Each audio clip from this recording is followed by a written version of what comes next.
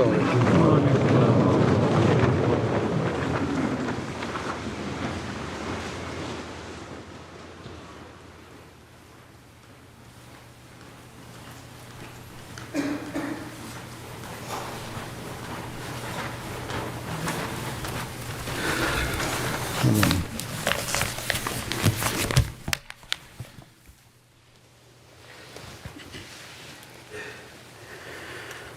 اللہ اکبر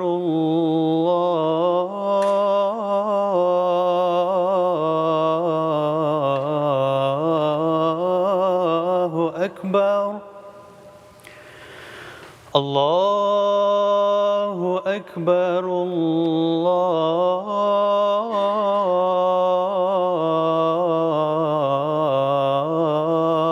اللہ اکبر اشہد ان لا الہ الا اللہ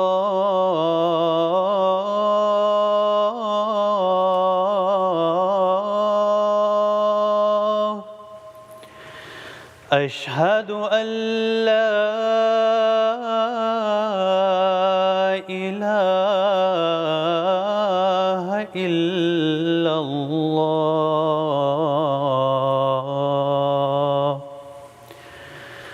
اشہد ان محمدا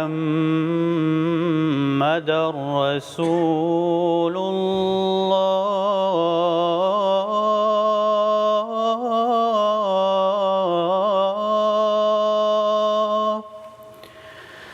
اشہد ان محمدا رسول اللہ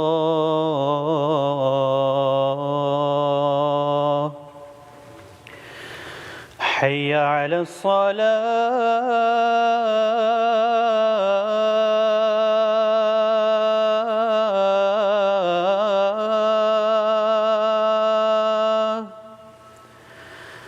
حی علی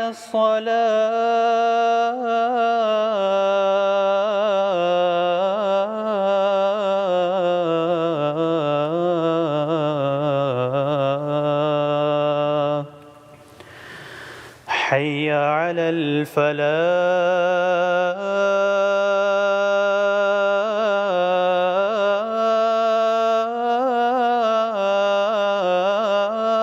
الفلاح حی علی الفلاح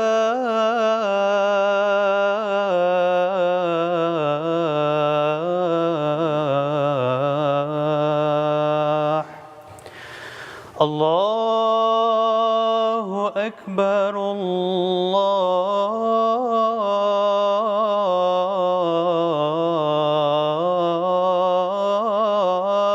اکبر لا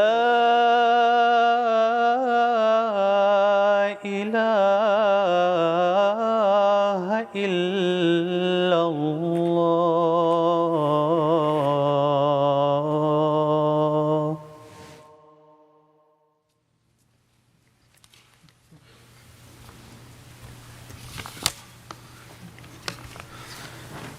السلام علیکم ورحمۃ اللہ.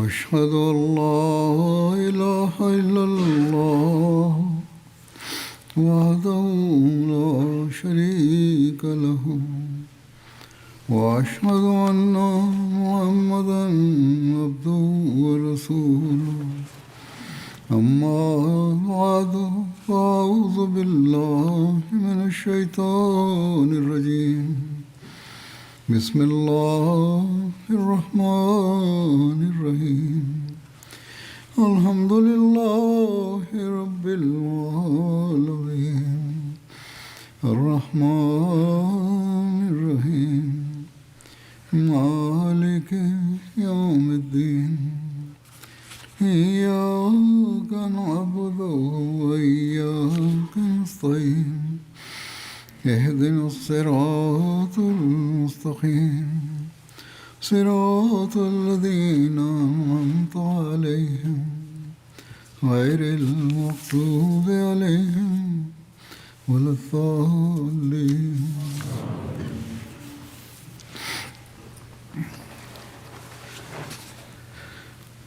گزشتہ خطبے میں حضرت کعب بن مالک اور بعض دوسرے صحابہ کا غزوہ تبوک میں پیچھے رہ جانے اور اس پر حضرت صلی اللہ علیہ وسلم کی ناراضگی کا ذکر ہوا تھا.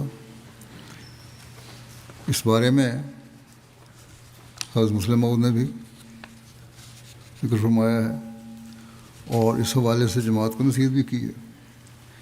آپ فرماتے ہیں کہ حدیث میں آتا ہے کہ 3 مومن بھی اس جنگ میں شامل نہ ہوئے تھے. ان میں سے ایک کا طویل بیان حدیث میں آتا ہے. وہ فرماتے ہیں یعنی وہ صحابی کہ جب میں رسول اللہ صلی اللہ علیہ وسلم کی واپسی کے بعد آپ کے پاس پہنچا تو میں نے لوگوں سے دریافت کیا کہ سناؤ پیچھے رہنے والے اور بھی کوئی آئے ہیں یا نہیں، اور انہوں نے کیا کیا طریق معذرت کا اختیار کیا ہے اور ان سے کیا سلوک ہوا ہے. انہوں نے بتایا کہ لوگ آتے ہی عذر معذرت کرتے ہیں اور کہتے ہیں کہ یا رسول اللہ صلی اللہ علیہ وسلم ہماری معافی کے لیے دعا کر دیں. آپ ان کے لیے دعا کر دیتے ہیں. وہ کہتے ہیں مجھے خیال آیا، یعنی یہ صحابی حضرت کعب، کہ میں بھی کوئی عذر کر دوں اور سرزنش سے چھوٹ جاؤں، مگر پھر مجھے خیال آ گیا اور میں نے صحابہ سے پوچھا کہ کون کون لوگ آ چکے ہیں. انہوں نے بس نام لیے تو سب منافق تھے. صرف 2 مومنوں کا نام انہوں نے لیا اور بتایا کہ انہوں نے کوئی عذر نہیں کیا بلکہ اپنی غلطی کا اقرار کیا. تب میں نے دل میں کہا کہ میں منافقوں کے ساتھ کیوں شامل ہوں. بہتر ہے کہ ایسے عذر پیش کرنے کی بجائے جو حقیقتاً عذر نہیں کہلا سکتے صاف کہہ دوں کہ غلطی ہو گئی، آپ جو چاہیں مجھ سے معاملہ کریں. چنانچہ یہ خیال آنے پر میں نے اقرار جرم کا فیصلہ کر لیا اور اس طرح اللہ تعالیٰ نے مجھے منافقوں کے ساتھ شامل ہونے سے بچا لیا. چنانچہ میں گیا اور رسول کریم صلی اللہ علیہ وسلم سے صاف طور پر کہہ دیا کہ میری سستی اور غفلت تھی کہ میں غزوے میں شامل نہ ہوا، ورنہ کوئی حقیقی عذر نہیں تھا. اس پر رسول کریم صلی اللہ علیہ وسلم نے فرمایا کہ جب تک اللہ تعالیٰ کا حکم تمہارے متعلق نہ آئے تم سے قطع تعلق کیا جائے گا. اس صحابی کا نام کعب بن مالک تھا. وہ بیان کرتے ہیں کہ ہمیں اس حکم سے سخت تکلیف پہنچی کیونکہ مدینے میں سب مسلمان ہی تھے اور جو منافق تھے ان میں سے بھی کسی کو جرأت نہ تھی کہ ان سے بات چیت کرے. یہ ذکر ساری بات کی مختصر میں نے بیان کی ہے، اس تفصیل پچھلے خطبے میں بیان کر چکا ہوں. آپ نے خطبے میں یہ بیان فرمایا تھا اور پھر اس حوالے سے جیسا کہ میں نے کہا جماعت کو نصیحت بھی کی تھی. آپ فرماتے ہیں حضرت مسلم موعود کہ یہاں تو میں نے دیکھا ہے، یعنی قادیان میں 1936 کی بات ہے یہ، کہ جن لوگوں سے بات چیت سے منع ہے، یعنی سزا ملتی ہے جن کو، وہ محلوں میں احمدیوں کے مکانوں پر بھی چلے جاتے ہیں. محلے والے معلوم نہیں سوئے رہتے ہیں کہ ان کو پتہ ہی نہیں لگتا. یہاں کے بعض احمدی سانپوں کو پالتے ہیں، مگر وہ یاد رکھیں کہ یہ سانپ نہ خدا کو ڈس سکتے ہیں، نہ اس کے رسول کو، اور نہ خلیفہ کو. یہ انہی کو ڈسیں گے جو ان کو پالتے ہیں. ہم تو اللہ تعالیٰ کے فضل سے محفوظ ہیں، کیونکہ جسے اللہ تعالیٰ اپنی حفاظت میں لے لے اسے کون ڈس سکتا ہے. یہ انہی کو ڈسیں گے جنہیں وہ ڈس سکتے ہیں، اور افسوس کہ وہ دیکھتے ہوئے ان سانپوں کی حرکات پر اغماض سے کام لیتے ہیں. اس زمانے میں بعض فتنے اٹھے تھے جس کی وجہ سے آپ کو یہ کہنا پڑا تھا. غرض مدینہ میں آگے فرماتے ہیں کہ غرض مدینہ میں کوئی منافق بھی ان سے بات چیت نہ کر سکتا تھا. کعب بن مالک بیان کرتے ہیں کہ اس حکم کے چند دن کے بعد معلوم ہوا کہ رسول کریم صلی اللہ علیہ وسلم نے فرمایا کہ بیوی بچے بھی ان لوگوں سے جدا ہو جائیں. ہم تینوں میں سے ایک صحابی بوڑھے تھے، ان کی بیوی رسول کریم صلی اللہ علیہ وسلم کے پاس گئی اور عرض کیا کہ یا رسول اللہ صلی اللہ علیہ وسلم، میرا خاوند تو پہلے ہی مر چکا ہے، نہ کھانا کھاتا ہے نہ سوتا ہے، پھر وجہ ضعیف العمر ہونے کے ہر وقت مدد کا محتاج ہے، میاں بیوی کے تعلقات کے قابل تو وہ پہلے ہی نہ تھا، اور اگر آپ اجازت دیں تو میں کھانے پینے میں اس کی مدد کر دوں۔ آپ نے فرمایا اچھا اتنی اجازت ہے۔ اس پر مجھے خیال آیا، حضرت کعب کہتے ہیں مجھے خیال آیا کہ میں بھی کیوں نہ اپنے لیے ایسی اجازت حاصل کرنے کا انتظام کروں، مگر پھر خیال آیا کہ وہ بوڑھا ہے، میں جوان ہوں، میرے لیے ایسا کرنا مناسب نہیں۔ اس پر میں نے بیوی سے کہا کہ تو میکے چلی جا، ایسا نہ ہو کہ میں تجھے بلاؤں اور تو جواب دے دے۔ مجھے کسی اور کے متعلق تو خیال ہی نہ تھا کہ مجھ سے بات چیت کرے۔ ہاں، رسول کریم صلی اللہ علیہ وسلم کی محبت اور شفقت کی وجہ سے یہ خیال تھا کہ میرے درد کو دیکھ کر آپ کو ضرور رحم آئے گا، اس لیے میں آپ کی مجلس میں جاتا اور زور سے السلام علیکم کہتا، اور پھر دیکھتا کہ آپ کے ہونٹ حرکت کرتے ہیں یا نہیں، مگر آپ جواب نہ دیتے، اور میں گھبراہٹ میں اٹھ کر آتا اور خیال کرتا کہ آپ کے ہونٹ ہلے ہوں گے، مگر میں دیکھ نہیں سکا، اس لیے اس وقت تو مجلس سے اٹھ کر چلا جاتا اور پھر لوٹ کر آ کر زور سے السلام علیکم کہہ کر پھر ہونٹوں کی طرف دیکھتا، پھر اٹھ کر آتا، پھر جاتا، مگر آپ جواب نہ دیتے، ہاں کنکھیوں سے کبھی کبھی میری طرف دیکھ لیتے۔ وہ کہتے ہیں کہ جب بہت دن گزر گئے تو میں اپنے چچیرے بھائی کے پاس، جن کے ساتھ میں ہمیشہ کھاتا پیتا اور رہتا سہتا تھا، گیا۔ وہ اپنے باغ میں کام کر رہا تھا۔ میں نے اسے کہا کہ اے بھائی، تو میرا محرم راز ہے، ہم دونوں ہمیشہ اکٹھے رہے ہیں اور ہماری کوئی بات ایک دوسرے سے پوشیدہ نہیں ہے۔ تجھے خوب معلوم ہے کہ میں مخلص مسلمان ہوں اور نفاق کی کوئی رگ مجھ میں نہیں۔ میں آج گھبراہٹ میں تجھ سے پوچھنے آیا ہوں کہ بتاؤ کیا میں منافق ہوں؟ مگر اس نے کوئی جواب نہ دیا اور صرف آسمان کی طرف نظر اٹھا کر دیکھا، جس سے اس کا مطلب یہ تھا کہ خدا اور اس کا رسول ہی بہتر جانتے ہیں۔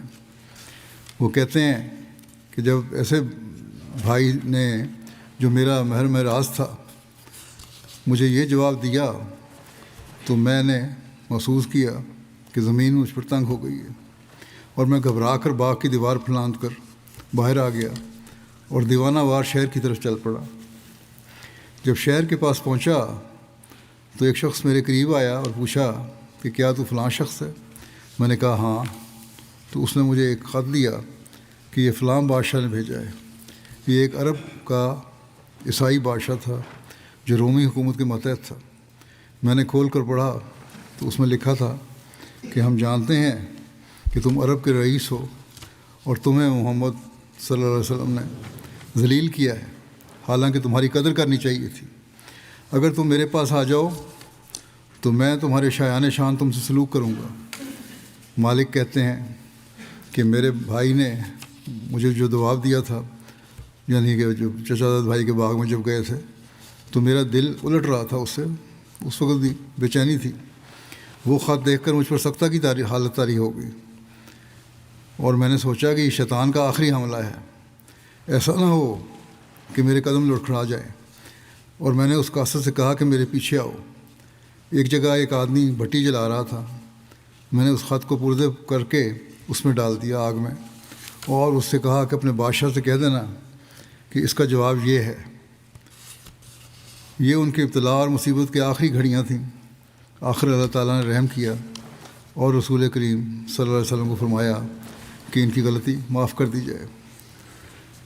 مسلم معود ایک جگہ اور فرماتے ہیں کہ کعب بن مالک کا واقعہ کیسا سبق آموز ہے۔ وہ تمام غزوات میں حضرت صلی اللہ علیہ وسلم کے ساتھ رہے، مکہ کی فتح میں بھی ساتھ تھے، مگر غزوہ تبوک میں سستی سے پیچھے رہ گئے۔ نبی کریم صلی اللہ علیہ وسلم نے انہیں ایسی سخت سزا دی کہ ان کے سلام کا جواب تک نہ دیتے تھے۔ تمام مسلمانوں کو کلام کرنے سے روک دیا، حتیٰ کہ بیوی کو بھی الگ کر دیا۔ اسی حالت میں غسان کے بادشاہ کے ایلچیوں کے پاس خط لایا جس میں لکھا تھا کہ تیرے صاحب نے تیری قدر نہیں کی، تو میرے پاس آ جا۔ انہوں نے یہ کہہ کر کہ یہ شیطان کا آخری حملہ ہے، خط کو تنور میں ڈال دیا اور ایلچی کو کہا کہ اپنے بادشاہ کو یہ پیغام پہنچا دینا، مگر فرماتے ہیں مسلم کہ آج کل کے لوگ ہیں جماعت میں، اس کو حالت تھی اس وقت کہ اگر کچھ پاس پرس کی جائے، جواب طلبی کی جائے، تو وہ کہتے ہیں کہ ہماری خدمات کا لحاظ نہیں رکھا، ہماری قدر نہیں کی گئی۔ یاد رکھنا چاہیے کہ انتظام الگ چیز ہے اور کام کرنا الگ چیز، اور انتظام قائم رکھنے کے لیے جو غلطی کرتا ہے اس سے پوچھا جاتا ہے، خواہ وہ کوئی ہو۔ بس خدا کے حکم کے متحد دین کے لیے ایسی کوششیں کرو کہ شیطان کو بھگا دو، مگر اس لیے ہرگز نہ کرو کہ وہ تمہاری تعریف کی جائے، اور کام کر کے یہ مت خیال کرو کہ ہماری غلطیوں پر ہم سے باز پرس نہ کی جائے گی۔ پھر خدا پر احسان مت جتاؤ، منع و اعضاء سے کام نہ لو، تمام ذرائع سے اسلام کی خدمت کرو۔ احسان نہ جتاؤ بلکہ خدمت کرو، یہ جذبہ ہونا چاہیے اللہ کو راضی کرنے کا۔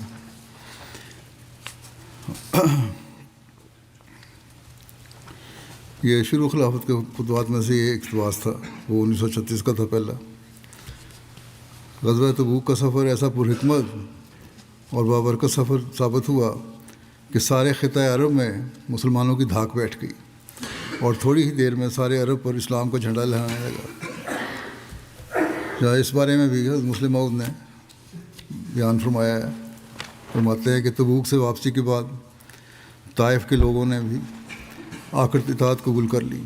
پہلے وہ لڑائی کر رہے تھے، پھر انہوں نے اطاعت قبول کر لی، اور اس کے بعد عرب کے متفرق قبائل نے باری باری آ کر اسلامی حکومت میں داخلے کی اجازت چاہی، اور تھوڑے ہی عرصے میں سارے عرب پر اسلامی جھنڈا لہرانے لگا۔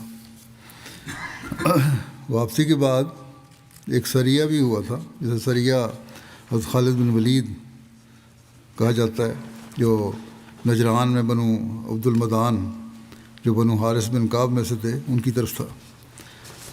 عبد المدان جس کی طرف قبیلے کی نسبت کی گئی ہے، بنو حارث کا جد امجد تھا، اور اس کا نام عمر بن یزید تھا۔ ابن سعد کی روایت ہے کہ روایت کے مطابق یہ سریہ ربیع الاول 10 ہجری کو پیش آیا، جبکہ ابن حشام کے مطابق یہ سریہ ربیع الاخر یا جمادی الاول 10 ہجری کو ہوا۔ سیرت النبی خاتم النبیین میں حضرت مرزا بشیر احمد صاحب نے بعض خالد میں ولید و طرف ججران کی تاریخ ربیع الاول 10 ہجری بیان کی ہے۔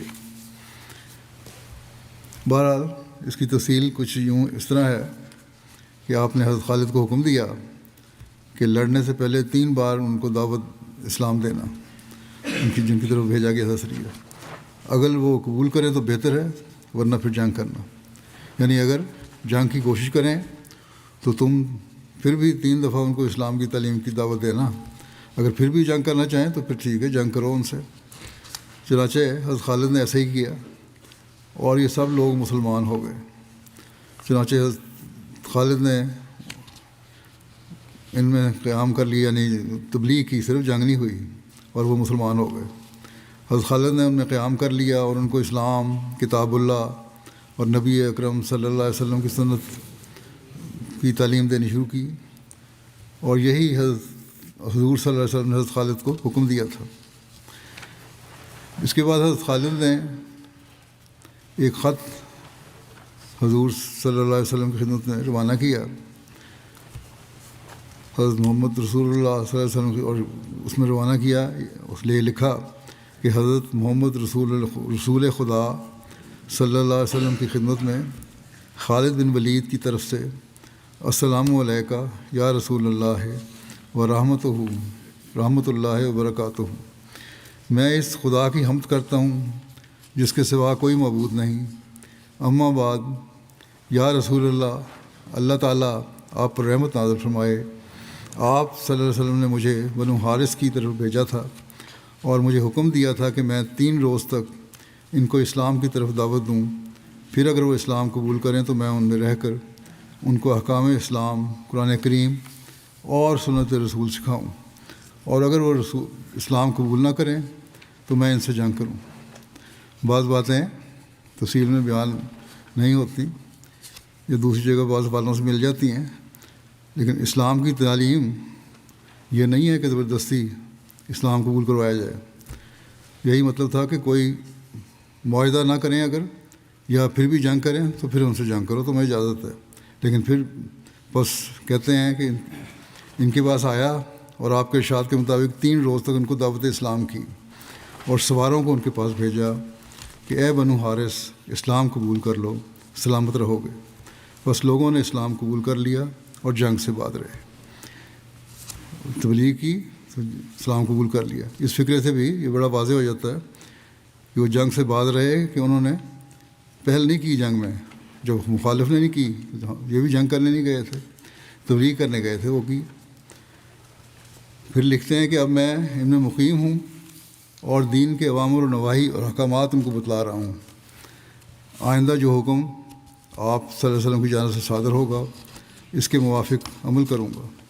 والسلام علیکہ یا رسول اللہ ورحمتہ وبرکاتہ. حضور صلی اللہ علیہ وسلم نے حضرت خالد کے اس خط کے جواب میں فرمایا بسم اللہ الرحمن الرحیم. محمد رسول خدا صلی اللہ علیہ وسلم کی طرف سے خالد بن ولید کو سلام. میں اس خدا کی تعریف کرتا ہوں جس کے سوا کوئی معبود نہیں.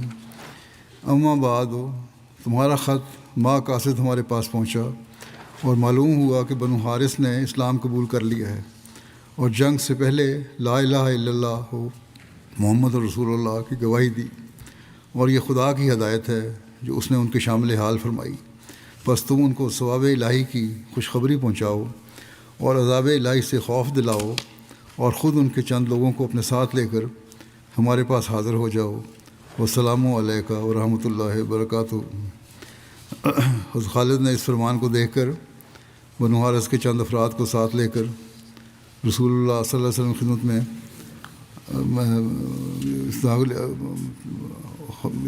چند افراد کو لے کر حضور صلی اللہ علیہ وسلم کی خدمت میں حاضر ہوئے. ان کے نام یہ ہیں جن کو لے کر آئے تھے: قیس بن حسین، یزید بن عبد المدان، یزید بن معجل، عبداللہ بن قراد، شداد بن عبداللہ، عمر بن عبداللہ. جب یہ لوگ رسول اللہ صلی اللہ علیہ وسلم کی خدمت میں حاضر ہوئے، آپ نے ان کو دیکھ کر فرمایا یہ کون لوگ ہیں؟ ایسا معلوم ہوتا ہے کہ لوگ ہندی ہیں. عرض کیا گیا کہ یہ یا رسول اللہ صلی اللہ علیہ وسلم یہ لوگ بنو حارث میں ہیں. ان لوگوں نے رسول اللہ صلی اللہ علیہ وسلم کو سلام کیا اور کہا ہم گواہی دیتے ہیں کہ آپ اللہ کے رسول ہیں اور اللہ کے سوا کوئی معبود نہیں ہے. رسول اللہ صلی اللہ علیہ وسلم نے فرمایا میں بھی گواہی دیتا ہوں کہ اللہ کے سوا کوئی معبود نہیں اور بے شک میں اس کا رسول ہوں. پھر رسول اللہ صلی اللہ علیہ وسلم نے فرمایا کہ تم وہی لوگ ہو کہ جب کبھی اپنے دشمن سے لڑتے ہو تو اس کو بھگا دیتے ہو. لوگ خاموش رہے، ان میں سے کوئی بھی آگے نہ بڑھا، کسی نے بولا نہیں. رسول اللہ صلی اللہ علیہ وسلم نے اسے دوسری مرتبہ دہرایا، پھر بھی یہ لوگ خاموش رہے، ان میں سے کوئی بھی آگے نہیں بڑھا، کسی نے جواب نہیں دیا. رسول اللہ صلی اللہ علیہ وسلم نے اسے تیسری مرتبہ بھی دہرایا، ان میں سے کوئی بھی آگے نہیں بڑھا. یہاں تک کہ حضور صلی اللہ علیہ وسلم نے چوتھی مرتبہ پھر دہرایا کہ جب کبھی دشمن سے لڑتے ہو تو اسے بھگا دیتے ہو. یعنی یہ تم لوگوں میں تھا کہ بڑے طاقتور سمجھتے تھے اپنے آپ کو. اس وقت یزید بن عبد المدان نے عرض کیا یا رسول اللہ صلی اللہ علیہ وسلم ہاں ہم وہی لوگ ہیں کہ جب کسی سے لڑتے ہیں اس کو بھگا دیتے ہیں. اور 4 دفعہ اس نے بھی یہی عرض کیا کہ ہم بڑے جنگجو اور بہادر لوگ تھے، لیکن یہاں یہ الٹ بات ہو گئی ہے. رسول اللہ صلی اللہ علیہ وسلم نے فرمایا اگر خالد مجھ کو نہ لکھتے کہ تم لوگوں نے اسلام قبول کر لیا ہے تو میں تمہارے سروں کو تمہارے پیروں تلے ڈلوا دیتا. یزید بن عبد المدان نے عرض کیا کہ ہم آپ کے یا خالد کے شکر گزار نہیں ہیں. میں نے اسلام قبول کیا تھا تو کہتا ہم آپ کے شکر گزار نہیں ہیں. رسول اللہ صلی اللہ علیہ وسلم آیا پھر کس کے شکر گزار ہو؟ انہوں نے عرض کیا یا رسول اللہ ہم خدا کے شکر گزار ہیں جس نے ہم کو آپ کے ذریعے ہدایت دی. بڑا اچھا جواب دیا اس نے بھی. رسول اللہ صلی اللہ علیہ وسلم نے فرمایا تم سچ کہتے ہو. پھر فرمایا یہ بتاؤ کہ تم لوگ کس سبب سے زمانہ جاہلیت میں اپنے مخالف پر غالب ہوتے تھے؟ تب انہوں نے عرض کیا کہ یا رسول اللہ صلی اللہ علیہ وسلم ہم اکٹھے ہو کر دشمن سے لڑتے تھے. یہ سمجھتے تھے کہ ہم ایک ہو کر لڑیں گے، اس لیے ہمیں بہرحال فتح ہوگی اور ہم پہ کوئی فتح نہیں پا سکتا۔ جب اسلام آیا اور اسلام نے سب قبائل کو ایک کر دیا اور مختلف قبائل بھی ایک جان ہو گئے، تو اب ان کو سمجھ آئی کہ یہ لوگ بھی اکٹھے ہیں، اور بہتری اسی میں ہے کہ ہم ان سے جنگ نہ کریں، بلکہ نہ صرف جنگ نہ کریں بلکہ اسلام بھی قبول کر لیں، کیونکہ یہی سچا مذہب ہے۔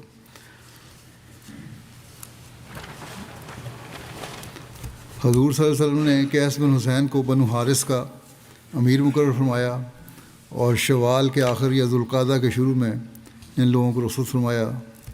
لوگوں کے اپنے قوم میں پہنچنے کے 4 مہینے بعد رسول اللہ صلی اللہ علیہ وسلم کا انتقال ہو گیا۔ حضرت صلی اللہ علیہ وسلم کا آخری غزوہ تبوک تھا، اور آخری لشکر یا سریہ جس کو آپ صلی اللہ علیہ وسلم نے بھیجا وہ لشکر اسامہ تھا۔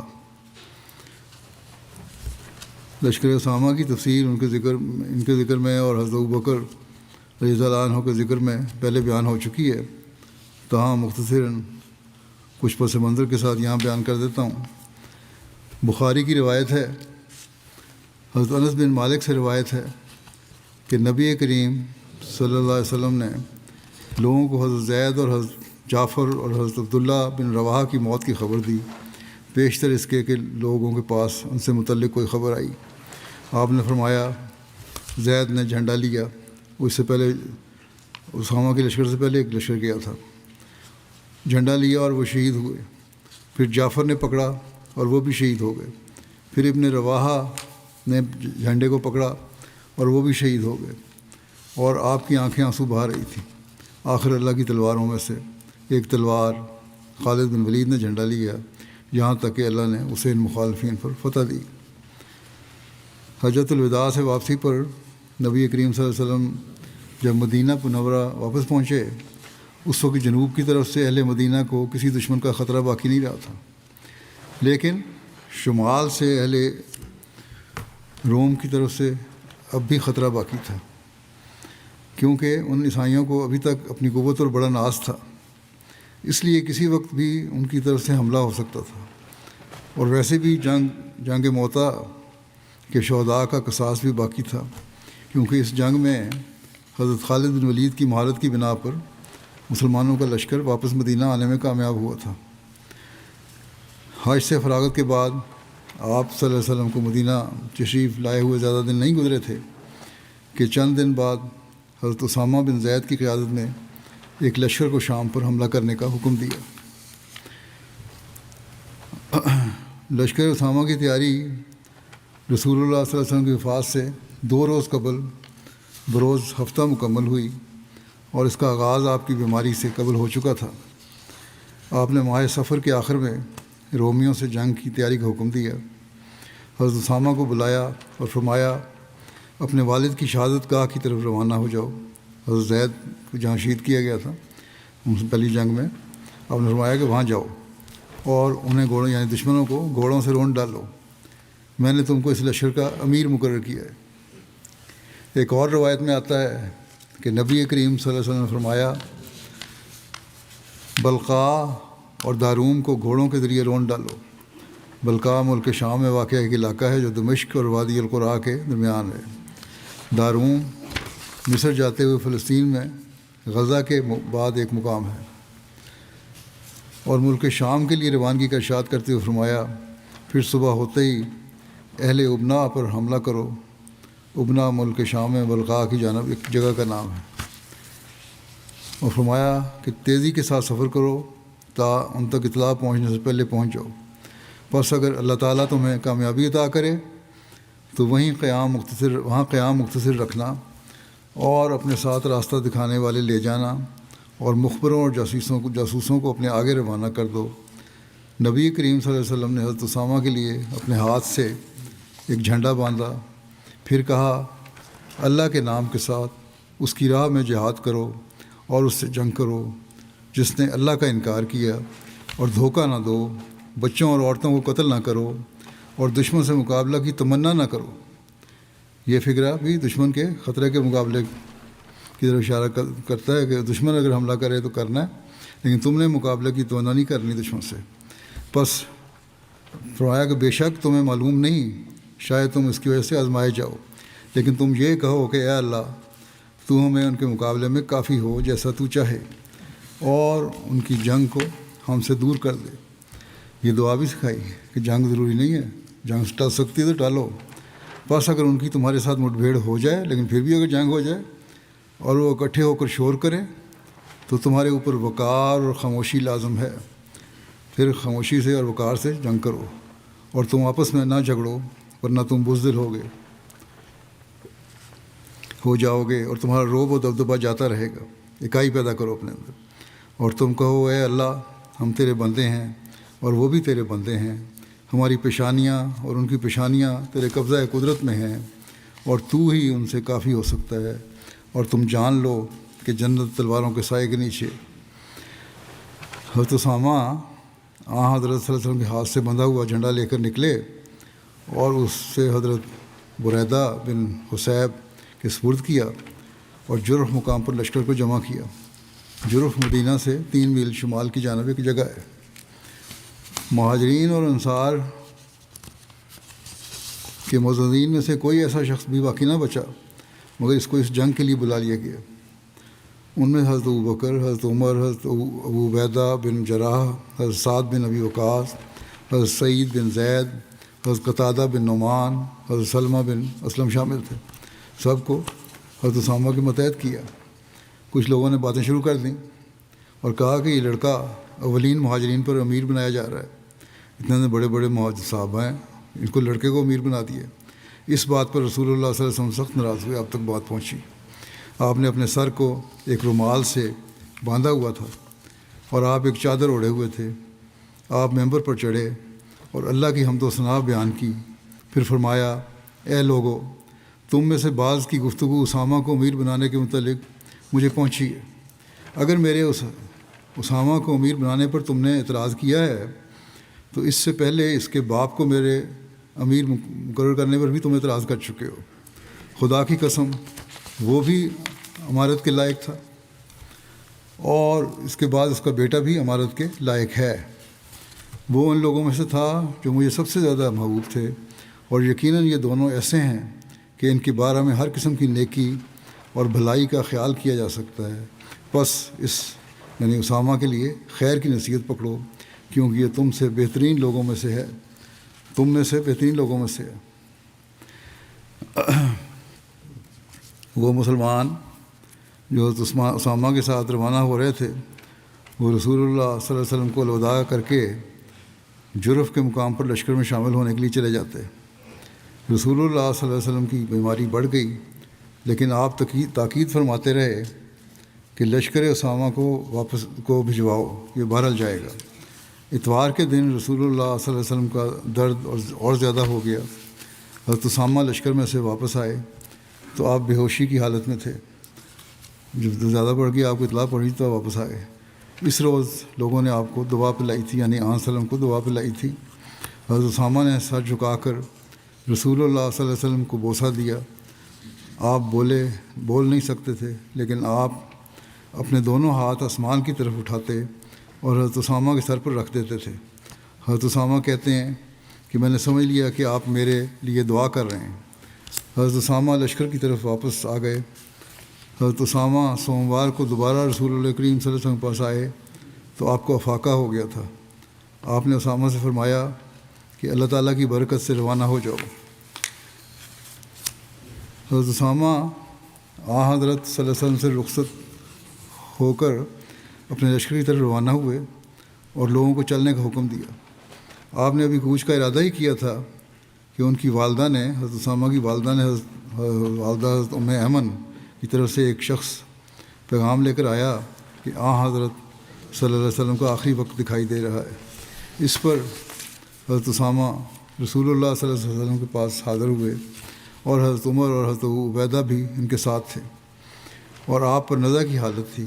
کچھ ہی دیر بعد آپ نے وفات پائی، جس کی وجہ سے مسلمانوں کا لشکر جرف مقام سے مدینہ واپس آ گیا، اور حضرت بریدہ بن حصیب حضرت اسامہ کا جھنڈا لے کر آئے اور رسول اللہ صلی اللہ علیہ وسلم کے دروازے پر گاڑ دیا۔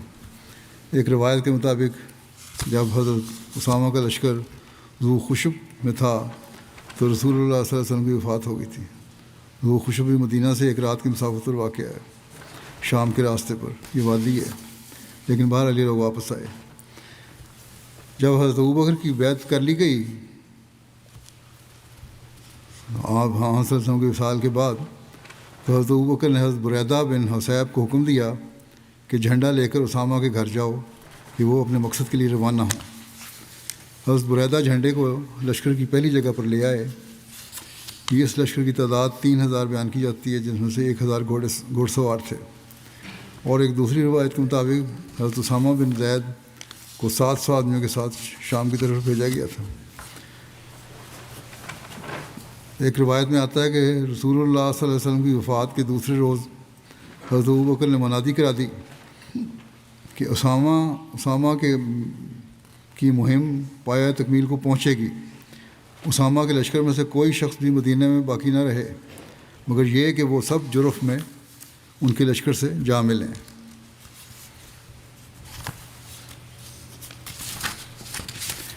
حضرت مسلم بیان فرماتے ہیں کہ جب رسول کریم صلی اللہ علیہ وسلم وفات پا گئے تو سارا عرب مرتد ہو گیا، اور حضرت عمر اور حضرت علی جیسے بہادر انسان بھی اس فتنے کو دیکھ کر گھبرا گئے۔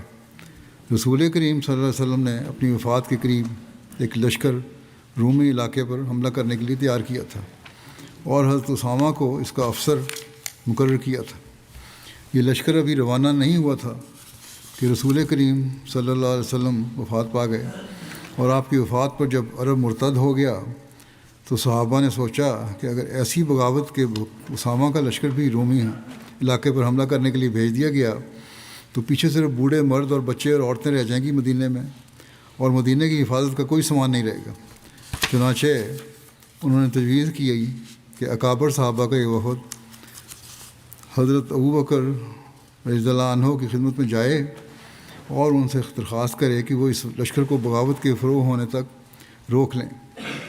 چنانچہ حضرت عمر اور دوسرے بڑے بڑے صحابہ آپ کی خدمت میں حاضر ہوئے اور انہوں نے یہ درخواست پیش کی کہ بغاوت کے ختم ہونے تک اس کو روکا جائے۔ حضرت ابوبکر نے جب یہ بات سنی تو انہوں نے نہایت غصے سے اس وفد کو یہ جواب دیا کہ کیا تم یہ چاہتے ہو کہ رسول کریم صلی اللہ علیہ وسلم کی وفات کے بعد ابو قحافہ کا بیٹا یعنی حضرت ابوبکر سب سے پہلا کام یہ کرے کہ جس لشکر کو رسول کریم صلی اللہ علیہ وسلم نے روانہ کرنے کا حکم دیا تھا اسے روک لے؟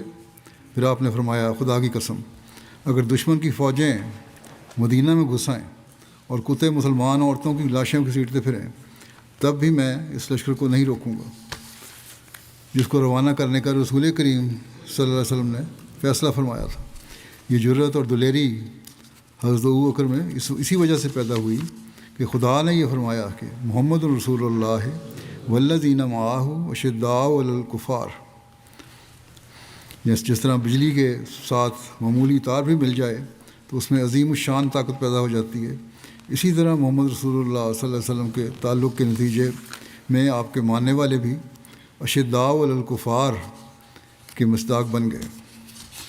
حضرت مسیح موعود علیہ السلام جیش اسامہ کی روانگی کی بابت اپنی تصنیف لطیف سر الخلافہ میں بیان فرماتے ہیں کہ ابن اسیر نے اپنی تاریخ میں لکھا ہے کہ جب رسول اللہ صلی اللہ علیہ وسلم کا وصال ہوا اور آپ کی وفات کی خبر مکہ اور وہاں کے گورنر عتاب بن اسید کو پہنچی تو عتاب چھپ گیا اور مکہ لرز اٹھا اور قریب تھا کہ اس کے باشندے مرتد ہو جاتے، اور مزید لکھا ہے کہ عرب مرتد ہو گئے، ہر قبیلے میں سے عوام یا خواص اور نفاق عوام یا خواص جو ہے وہ مرتد ہو گئے، نفاق ظاہر ہو گیا، اور یہودیوں اور عیسائیوں نے اپنی اپنی گردنیں اٹھا اٹھا کر دیکھنا شروع کر دیا، یعنی دیکھ رہے تھے اب کمزور ہو گئے مسلمان، اب حملہ کر سکتے ہیں، اور مسلمانوں کو اپنے نبی کی وفات کی وجہ سے نیز اپنی قلت اور دشمنوں کی کثرت کے باعث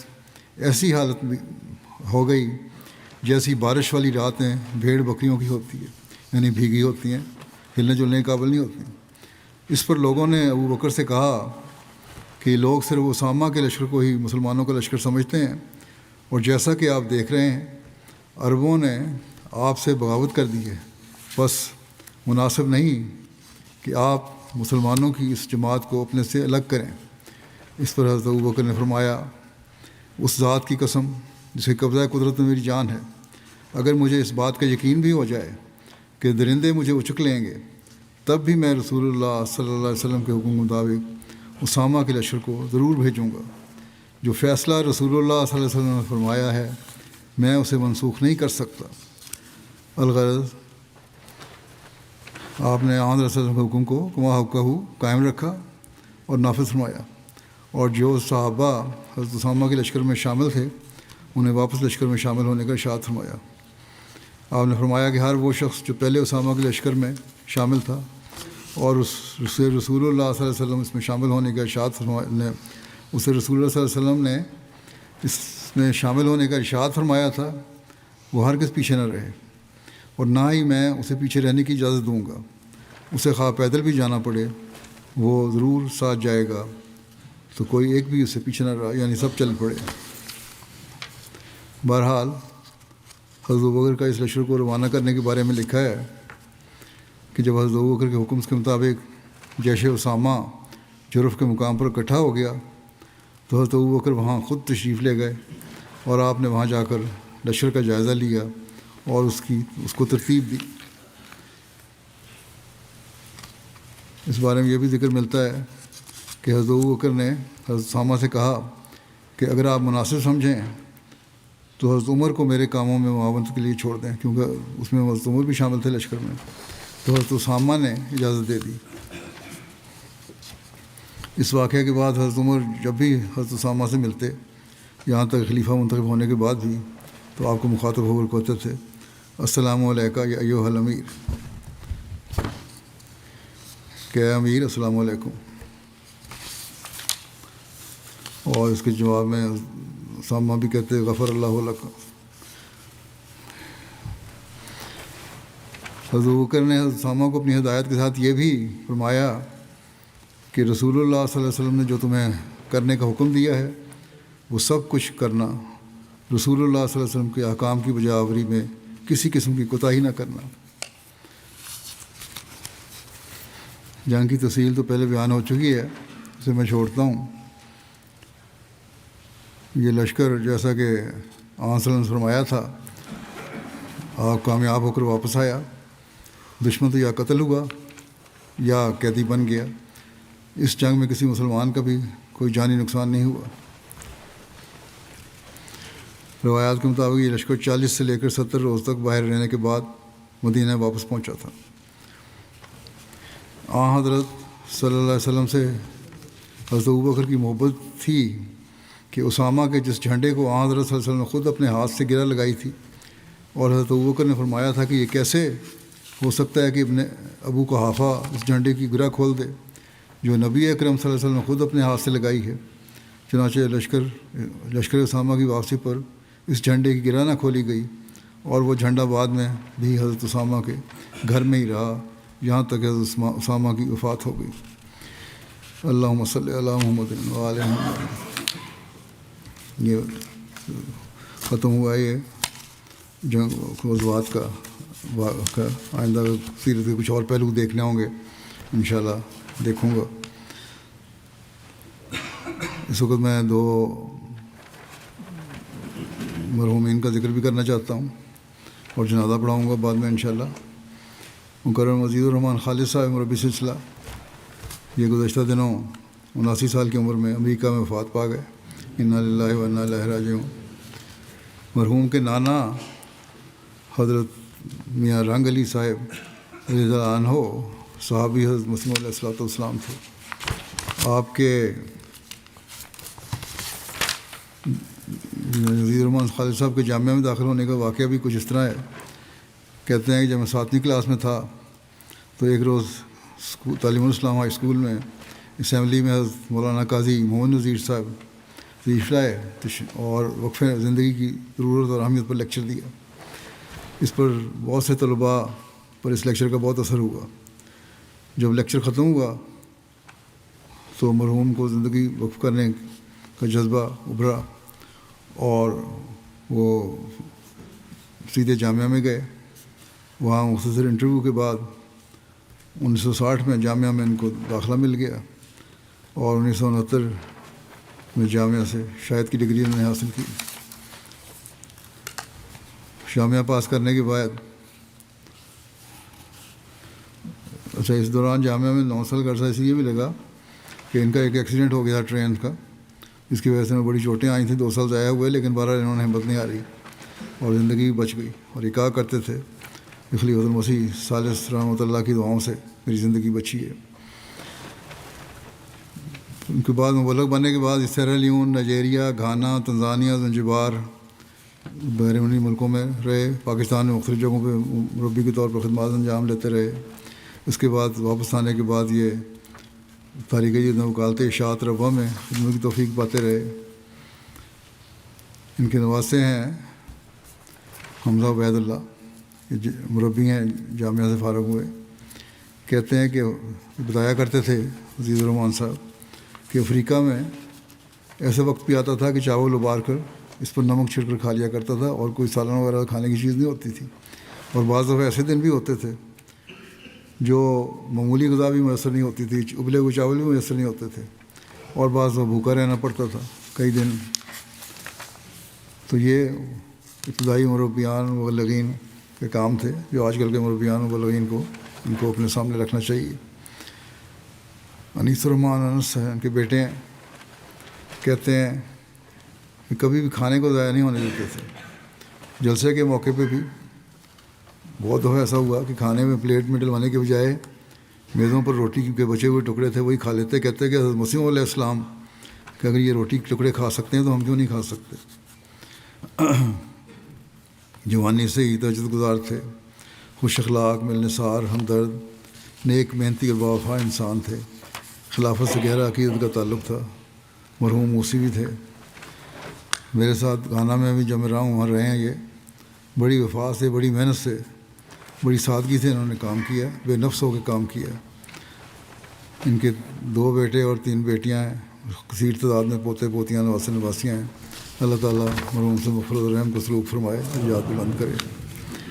دوسرا ذکر ہے مکرم ایدی حمایدی صاحب، انڈونیشیا کے ہیں۔ یہ 22 نومبر کو عمرہ کی سعادت کے بعد اچانک بیمار ہو گئے اور پھر اسی بیماری سے 77 سال کی عمر میں مدینہ منورہ میں وفات پا گئے۔ انا للہ و انا الیہ راجعون۔ ان کے خاندان میں احمدیت 1930 کی دہائی میں آئی، جب ان کے ماموں محمد رؤوف صاحب نے حضرت مولانا رحمت علی صاحب رضی اللہ عنہ کے ذریعے بیعت کی۔ اس کے بعد ان کے نانا اور والدہ نے بھی بیعت کر لی۔ ان کے داماد بسوکی احمد صاحب مربی سلسلہ ہیں، کہتے ہیں دن رات ان کو تبلیغ کا شوق تھا اور یہی آرزو رکھتے تھے تبلیغ کی راہ میں جان دوں، اور کہتے ہیں جب بھی ہماری ملاقات ہوتی تو ہمیشہ تبلیغ ہی آپ کا موضوع ہوتا، اور تبلیغ کا انداز بھی بہت سے مبلغین کے لیے باعث تحریک ہوتا۔ ان کی بیٹیاں بھی لکھتی ہیں کہ اذان سے پہلے مسجد چلے جاتے اور ذکر الہی میں بیٹھے وقت گزارتے، روزانہ قرآن کریم کی تلاوت کرتے، ترجمہ اور تفسیر پڑھتے، تبلیغ کے لیے ضروری آیات پر نشان لگاتے، کبھی تہجد کی نماز ترک نہیں کی۔ 76 سال کی عمر میں بھی تبلیغ کے لیے موٹر سائیکل پر سفر کرتے اور بچوں سے کہا کرتے تھے کہ مال کی قربانی میں کمی نہ کرو، یہ اللہ کا حق ہے، حت المقتور زیادہ سے زیادہ قربانی کرو، اور خبردار جماعت کے مال میں سے 1 پیسہ بھی استعمال نہ کرو، اس کا حساب دینا پڑے گا۔ عمرہ کے دوران ان کی جو لیڈر تھے انہوں نے لکھا ہے، گروپ لیڈر، کہ عمرے کے دوران سارا وقت یہی کہتے تھے کہ یہاں سے واپس جا کر میں تبلیغ کروں گا اور لوگوں کو بتاؤں گا کہ جماعت احمدیہ کے افراد مکے میں حج کی عبادت کرتے ہیں۔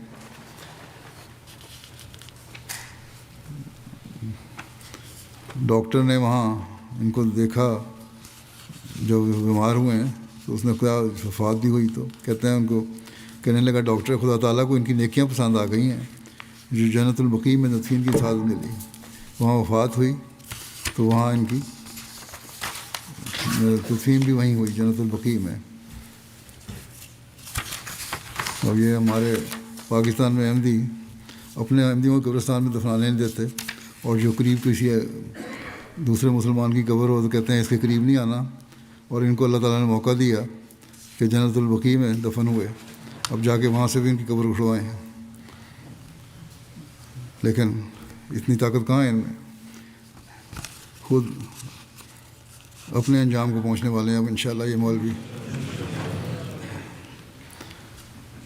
سیکرٹری تبلیغ انڈونیشیا گناون وردی صاحب کہتے ہیں ایک کامیاب اور نہایت پرجوش دائی تھے جنہوں نے حقیقتاً اس نعرے کو اپنی زندگی کا حصہ بنایا کہ کوئی دن تبلیغ کے بغیر نہ گزرے. ایک پرانی موٹر سائیکل تھی ان کے پاس، اسی پر بیٹھ کر دور دراز دیہاتوں میں سفر کرتے، اور جو جماعتوں کے لیے ایسے علاقے جہاں مخالفت تھی وہاں بھی جاتے، اور سینکڑوں افراد کو تبلیغ کے نتیجہ میں انہوں نے سے بیعتیں بھی کروائیں.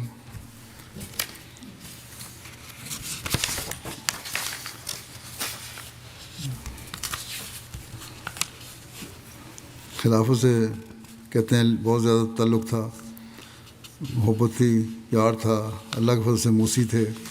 پسماندگان میں 4 بیٹیاں اور 10 نواسے شامل ہیں. جیسے بتایا ان کے ایک بیٹے مربی بھی ہیں، داماد مربی ہیں. اللہ تعالیٰ مغفرت اور رحم کا سلوک فرمائے، درجات بلند کرے.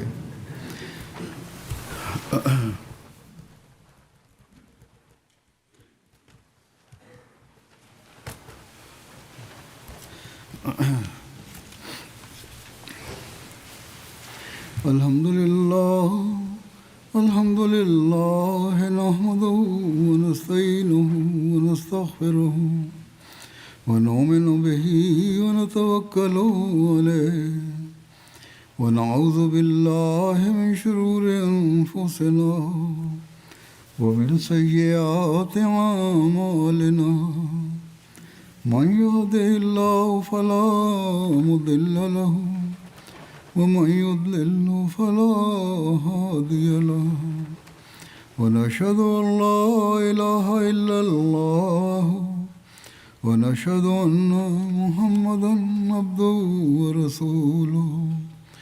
عباد الله رحمكم الله، إن الله يأمر بالعدل والإحسان وإيتاء ذي القربى وينهى عن الفحشاء والمنكر والبغي يعظكم لعلكم تذكرون. اذكروا الله يذكركم وادعوه يستجب لكم ولذكر الله أكبر.